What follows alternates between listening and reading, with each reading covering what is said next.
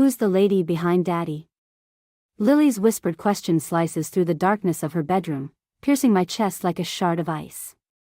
My 7-year-old's innocent face glows blue in the light of the tablet screen, where Marcus's pixelated image freezes for a split second. I'm Sawyer, and this is the moment my marriage shatters. What lady, sweetheart? I keep my voice steady, though my fingers tighten around the tablet's edges. Marcus's face twitches, a micro-expression I wouldn't have caught if I hadn't spent 15 years memorizing every line of his face. Behind Daddy, in his hotel room. She just walked past really fast. Lily points at the screen, her small finger leaving a smudge. She had red hair.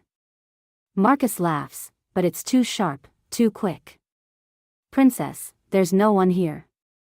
Must be the TV reflection or something. It's late there, isn't it, Sawyer? Maybe we should wrap this up. I watch him adjust his collar, a nervous tic I've seen 1,000 times during board meetings and parent-teacher conferences. Sure, I say, tasting metal. Lily needs her sleep.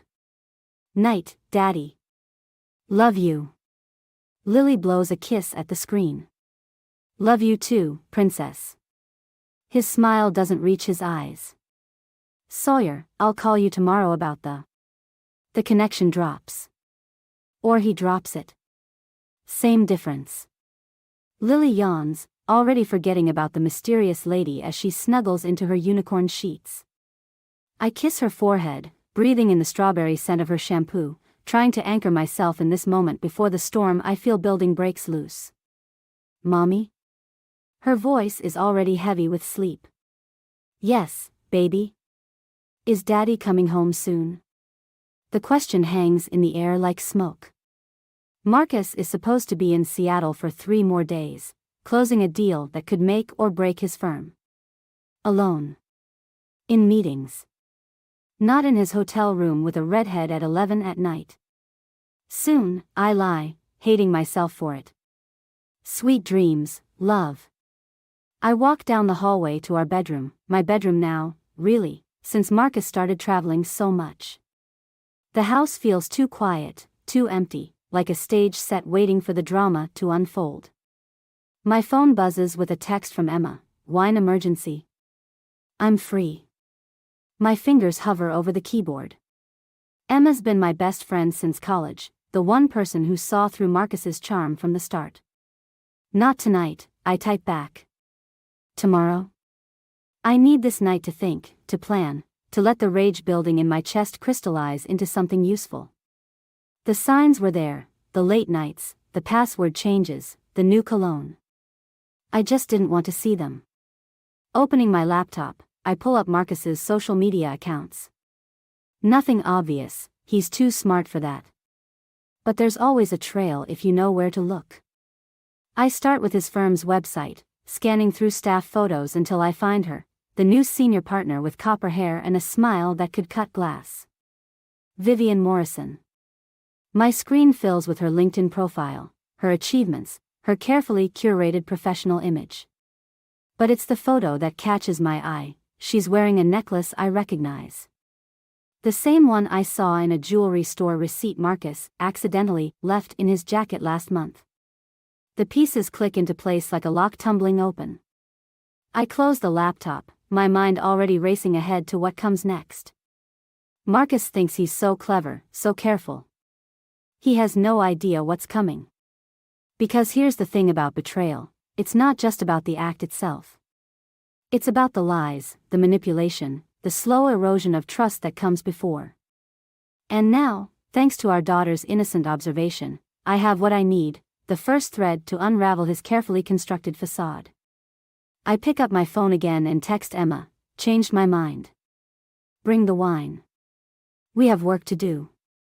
Emma arrives with 2 bottles of wine and a gleam in her eye that means trouble.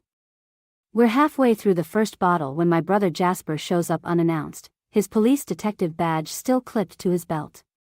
You look like hell, he says, dropping into my favorite armchair. Thanks for the assessment. I swirl the wine in my glass. What brings you by? Emma texted. He shoots her a look. Said you might need some professional insight. Of course she did. I should be annoyed, but the weight of secrets is already crushing my chest.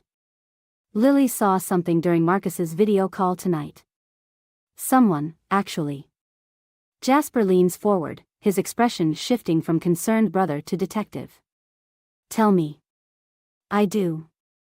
The video call, the red-headed woman, Marcus's reaction. With each detail, the reality of it becomes sharper, more painful. Emma refills my glass without asking. You know what this means, Jasper says quietly. It means I'm an idiot who didn't see what was right in front of me. No, Emma interrupts. It means Marcus is about to learn exactly who he's dealing with. My phone buzzes. Marcus. I turn it face down on the coffee table. He's probably calling to damage control. Make sure I bought his story about the TV reflection.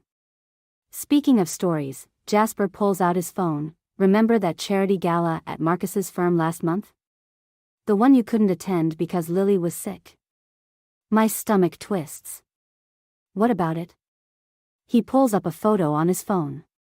It's from the firm's social media, Marcus in his best suit, champagne in hand, laughing at something Vivian Morrison is saying. Her red hair catches the light like copper wire. They're standing close. Too close. That necklace, Emma points at Vivian's throat. The one you found the receipt for? $15,000 of platinum and diamonds. The words taste bitter. He said it was a potential investment piece. Jasper's jaw tightens. Want me to run a background check on her? No, I say, surprising myself. I need to handle this my way. And what way is that? Emma asks. Before I can answer, my phone buzzes again. This time it's an email from Marcus's firm, an invitation to their annual summer party next weekend. The one they throw for partners and their families. Perfect timing, I murmur, opening the attachment. There she is, listed on the planning committee, Vivian Morrison, senior partner. Sawyer, Jasper's voice carries a warning. Whatever you're thinking. I'm thinking it's time I met Marcus's new partner properly. I stand up, suddenly energized. Emma, remember that red dress you said was too daring for me? She grins. The one that makes you look like $1 million and murder? Exactly. I'm going to need to borrow it. Jasper runs a hand over his face. This isn't going to end well. It already hasn't ended well, I snap. Marcus made sure of that. Now I get to decide what happens next. My phone buzzes a third time, a text from Marcus, about tonight. Lily has such an active imagination. Miss you both. Home soon. The lies are so smooth, so practiced. How many times has he sent messages like this? How many nights has he played the devoted husband while building a life with someone else? You know what the worst part is? I look at Jasper and Emma, my closest allies. It's not even the affair. It's that he's making me doubt every memory, every moment. Was anything real? Emma reaches for my hand. That's what makes you different from him, Sawyer. You were real. And that's why we're going to make sure he never forgets it. I pick up my phone and type a reply. Can't wait to see you. The summer party's next weekend, I'll be there. His response is immediate. You hate those corporate events. Time for a change, I text back, watching the 3 dots appear and disappear as he processes this shift in the script. Besides, I'd love to meet your new partners. The dots vanish. No response. I look up at Jasper and Emma, feeling something close to smile form on my face. Now, about that red dress. The summer party invitation sits on my kitchen counter like a loaded gun. 3 days until I face them both, and I can't stop discovering new lies. Each one is a paper cut to the heart, small but devastating in its precision. I'm scrolling through Marcus's company website again when a notification pops up. Someone's tagged him in a photo. My finger hovers over the link, trembling slightly. Click. The image loads. Marcus at a restaurant I don't recognize, his arm casually draped over a chair. The caption reads, "Strategy dinner with the team." But it's what's reflected in the window behind him that stops my breath. A flash of red hair, a familiar necklace, carefully cropped out of the main shot but caught in the glass like a ghost. My phone rings. "Emma. Found something?" she asks without preamble. They're not even trying to hide anymore. My voice sounds strange, distant. Just being careful about the angles. The party's in 3 days. Are you sure you want to? A new email notification cuts her off. From Marcus's firm, but not from him. From her. "Emma, I'll call you back." The subject line reads, "Regarding the summer party." My fingers feel numb as I open it. "Dear Sawyer, I hope you don't mind me reaching out directly. As head of the planning committee, I wanted to personally welcome you to the event. Marcus mentioned you rarely attend these functions, so I thought we could meet beforehand to help you feel more comfortable. Coffee tomorrow? Vivian Morrison." The audacity steals my breath. I read it again, catching the subtle power play, the calculated friendliness. She knows. She has to know I know. My phone buzzes with a text from Marcus. "Vivian's just being polite. You don't have to go." Of course he's already heard. I imagine them together, discussing how to handle me, the inconvenient wife. The thought crystallizes something inside me. I reply to Vivian's email, "Coffee sounds perfect. The Garden Cafe at 2? Her response is immediate, "Looking forward to it." I call Emma back. "Change of plans. I need you to follow Marcus tomorrow afternoon."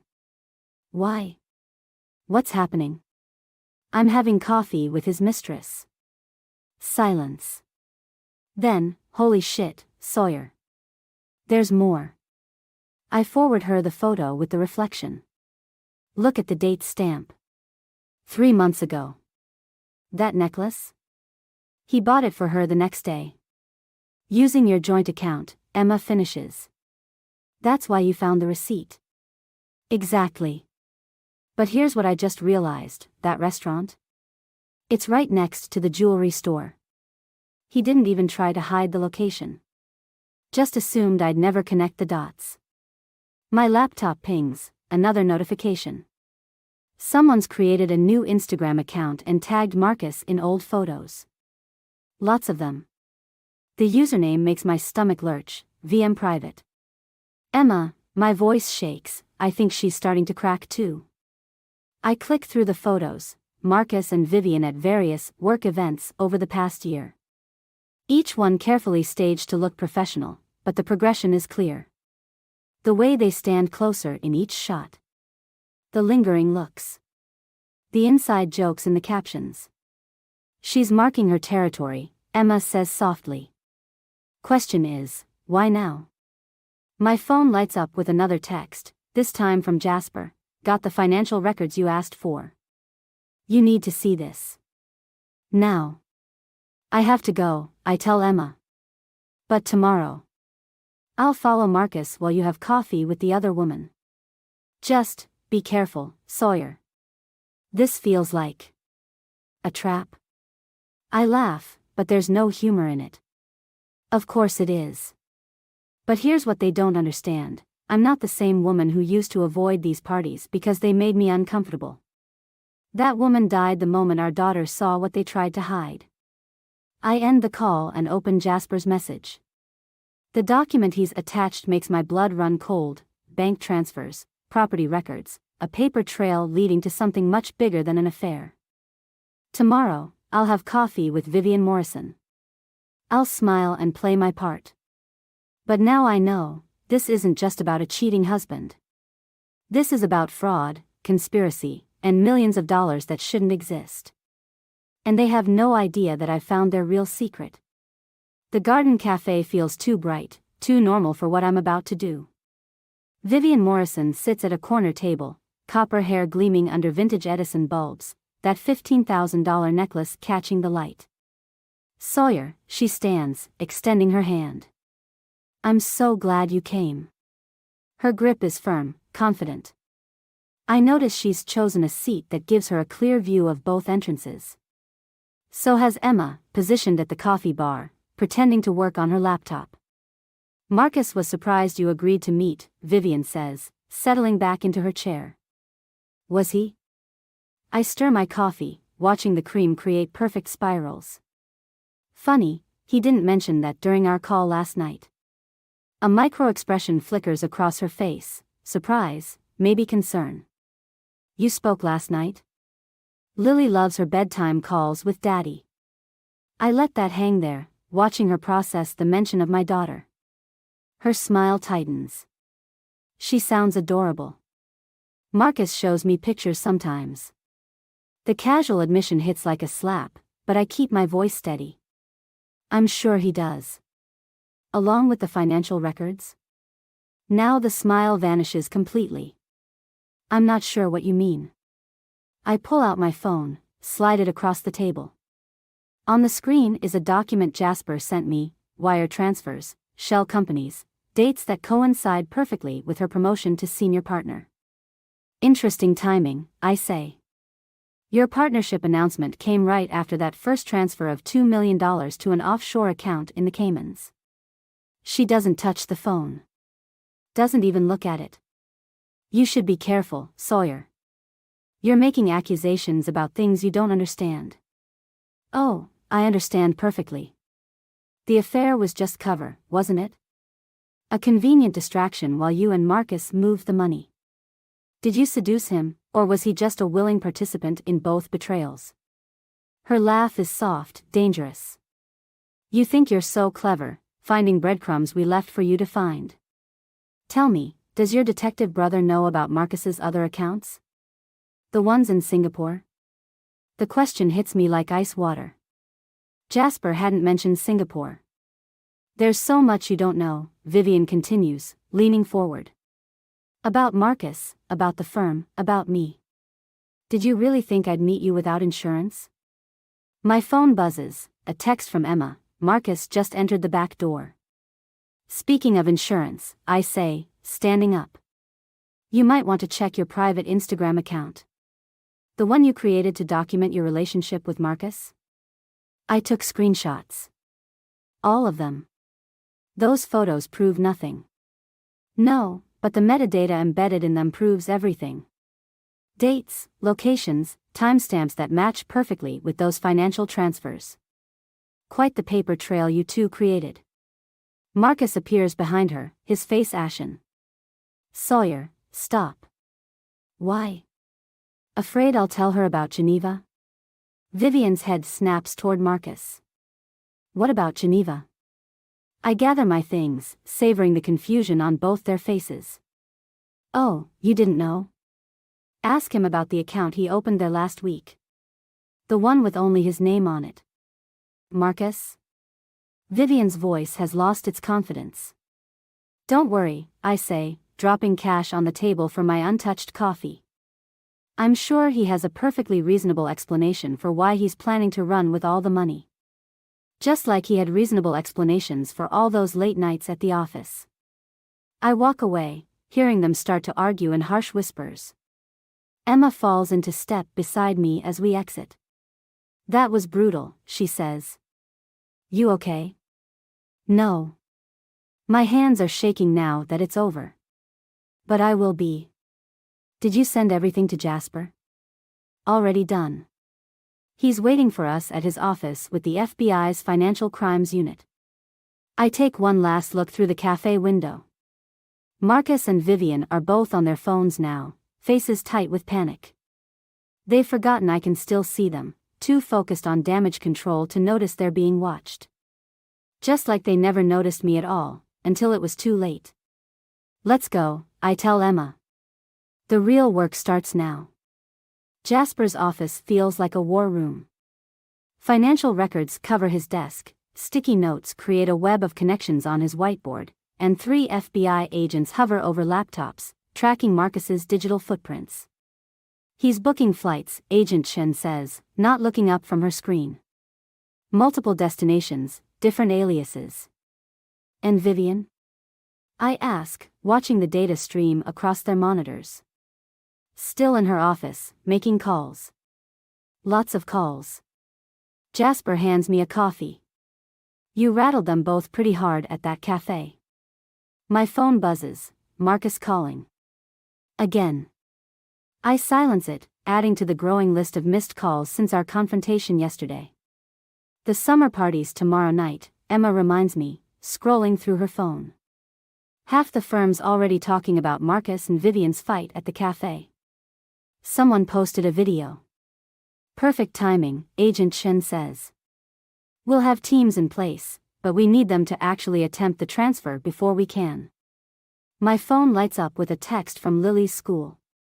My heart stops. Marcus picked her up 10 minutes ago.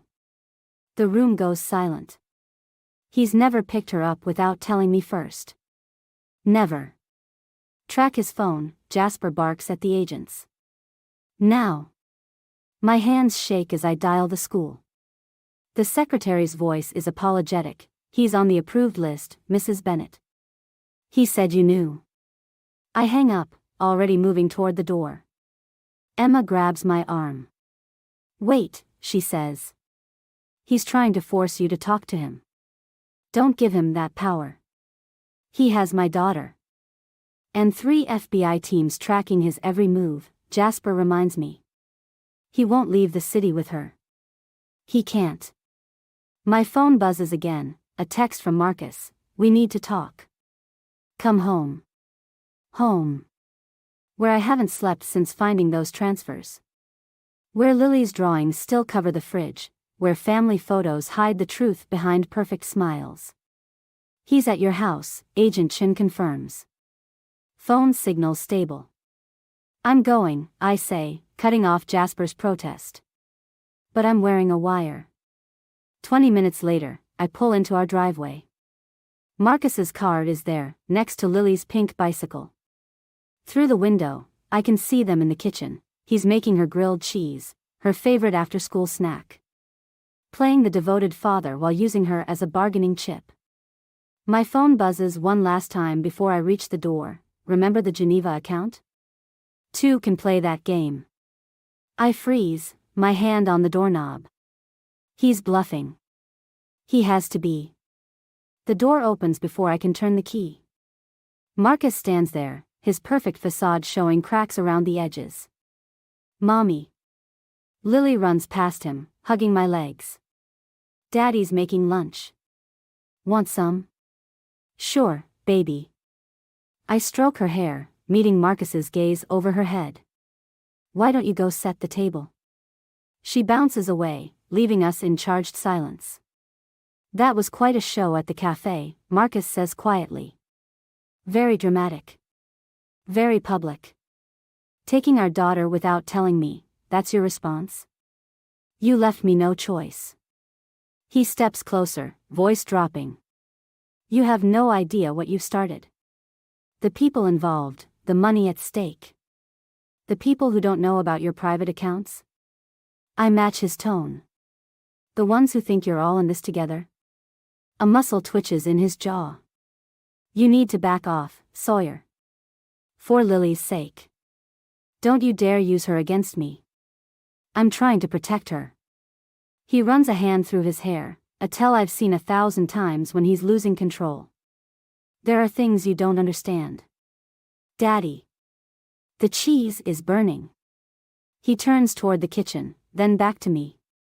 We're not done. No, I agree, watching him walk away. We're just getting started. I touch the wire under my shirt, knowing Jasper and the FBI are listening. Knowing that in 24 hours, at the summer party, everything will change. I just have to keep Marcus thinking he's in control until then. Coming, sweetheart. I call to Lily, stepping into what used to be our home, now just another battlefield in this war of secrets and lies. The summer party sparkles with fake laughter and real champagne. I adjust Emma's borrowed red dress, feeling the wire tape pull against my skin. Somewhere in this crowd, FBI agents are waiting for Marcus to make his move. You look stunning, Emma whispers, appearing at my elbow. Marcus hasn't stopped staring since you walked in. He's not the only one. Vivian stands across the room, her copper hair swept up, that damned necklace still at her throat. She's watching me too, her face unreadable. Any sign of the transfer? I murmur. Not yet. But Jasper says. The room hushes as Marcus takes the stage, champagne glass in hand. My husband, soon-to-be ex-husband, looks every inch the successful partner in his tailored suit. Only I can see the strain around his eyes, the slight tremor in his hand. Thank you all for coming, he begins. Tonight we celebrate not just another successful year, but a new chapter for our firm. My phone vibrates. Unknown number, check your email. Now. I slip away from Emma, finding a quiet corner to open my inbox. The subject line stops my breath, Lily's college fund, empty today. The attachment shows our daughter's account, the one I thought only I could access, drained to zero. Below it, a message, walk away now, or the Geneva account details go public. Think about Lily's future. My vision blurs. That account was everything I'd saved for her, separate from our joint finances. The money I'd been setting aside since the day she was born. Quite a speech Marcus is giving, isn't it? I turn to find Vivian beside me, close enough that I can smell her expensive perfume. Did you help him empty my daughter's college fund too? I keep my voice low, steady. Oh, Sawyer. She smiles, all teeth. You still think this is about affairs and hurt feelings? Marcus told me what you're really doing, working with the FBI, wearing that wire under your lovely dress. Ice floods my veins. The wire suddenly feels like it's burning my skin. Don't worry, she continues. We haven't told our other partners about your little investigation. Yet. But they're not as understanding as we are. On stage, Marcus is still talking, but his eyes find mine across the room. He raises his glass in my direction, a silent challenge. The transfer's already happened, Vivian says softly. Hours ago, through channels you'll never trace. All this? She gestures around the room. It's theater. For you. My phone buzzes again. Another email, surveillance photos of Lily at school, timestamped today. A warning. You have a choice, Vivian continues. Leave now. Take Lily and disappear. Marcus will restore her college fund, and our associates never need to know how close you came to exposing everything. Or stay, and discover just how deep this really goes. How many people have invested in keeping their secrets buried? She touches her necklace. Your brother's a good detective. It would be a shame if his investigation into that cold case from last year was compromised. The room spins slightly. They've thought of everything. Every angle, every pressure point. 2 minutes, Vivian says, checking her watch. Before Marcus finishes his speech. Before certain documents are released that will destroy your brother's career. Before those photos of Lily find their way to some very dangerous people. On stage, Marcus is wrapping up. Emma's trying to catch my eye from across the room. Somewhere in this crowd, FBI agents are waiting for a signal I can no longer give. Time's up, Vivian whispers. What's it going to be? I look at my phone one last time, at Lily's empty college account, at her innocent face in those surveillance photos. Then I reach under my dress and slowly peel off the wire.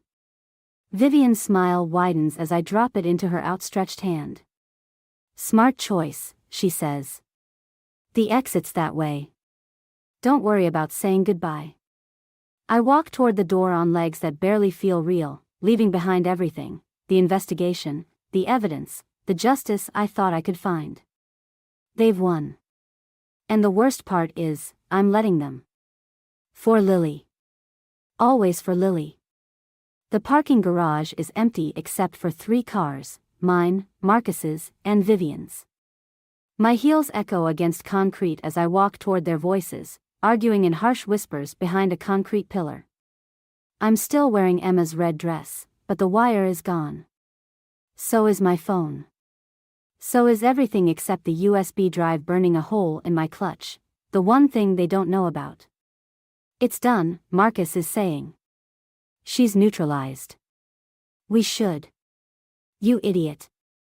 Vivian's voice cuts like glass. She copied everything before coming tonight. Why else would she give up so easily? I step into view. Smart woman. They spin toward me. Marcus's face darkens, but Vivian smiles. It's not the smile I expected. The FBI's gone, Marcus says. You've lost. Have I? I open my clutch, letting them see the drive. Everything's here. The transfers, the shell companies, the real names of your associates. One copy of many. We can destroy your life. Marcus takes a step forward. Lily's future is exactly why I'm here. I meet his eyes. You really think I'd let you use our daughter as leverage without a backup plan? Vivian moves suddenly, placing herself between us. But she's not facing me, she's facing Marcus. That's enough, she says quietly. Marcus blinks. What are you? The FBI isn't gone, she continues. They're just not wearing wires anymore. Isn't that right, Agent Morrison? The silence that follows feels like glass about to shatter. 8 months, Vivian, Agent Morrison, says. 8 months undercover, watching you steal from clients, launder money, destroy lives. But we needed the connections, the names of everyone involved. Marcus's face goes ash white. You. Used you? She removes the necklace, the one he bought her, and lets it fall. Like you used Sawyer? Like you plan to use your own daughter's future as collateral? Car doors open in the distance. Footsteps approach. You knew? Marcus turns to me, realization dawning. When did you? At the cafe, I say. When she met with me. No other woman would wear evidence of her affair to confront the wife. Unless she wanted me to see it. Unless she needed me to understand what kind of man you really are. We couldn't tell you, Vivian says to me. Not until we had everything. Your real investigation helped push him into making mistakes. Marcus lunges, not at me, but at the USB drive. I let him grab it. Check it, I tell him. Go ahead. His fingers tremble as he pulls out his phone, plugs in the drive. His face contorts as he reads. It's all about me. Just me. None of the others. Because they're already in custody, Jasper's voice rings out as he steps from behind a pillar, gun drawn. Have been for hours. While you were giving your speech, we were cleaning house.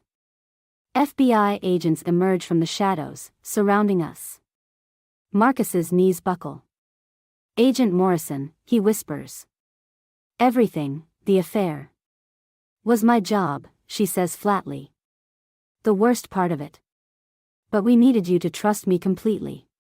To show me everything. I watched them lead Marcus away in handcuffs, this man I once loved, now a stranger in expensive clothes and cheap lies.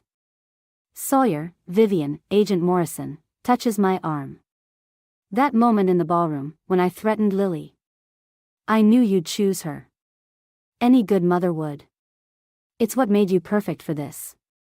You risked everything on that assumption. No, she smiles slightly. I risked everything on you being exactly who you are, someone who'd never stop fighting for their child. Even if it meant appearing to give up. Jasper approaches with my phone. Lily's safe at Emma's. And her college fund. Was never touched, Vivian finishes. That email was fake. We needed Marcus to think he had one. I take my phone, looking at the last photo I took of Lily, laughing, innocent, free. Everything I fought to protect. Let's go home, Jasper says softly. I nod, leaving behind the red dress, the lies, and the man who thought he could use our daughter against me. Some mistakes you only make once. Lily's laughter echoes across the playground, mixing with the rustle of autumn leaves. She's showing another little girl how to make leaf angels, spreading her arms wide in demonstration. The other girl copies her, both of them giggling as crisp leaves crackle beneath them. My phone buzzes. The news alert I've been waiting for. Financial fraud ring sentenced. Former partner Marcus Bennett faces 20 years.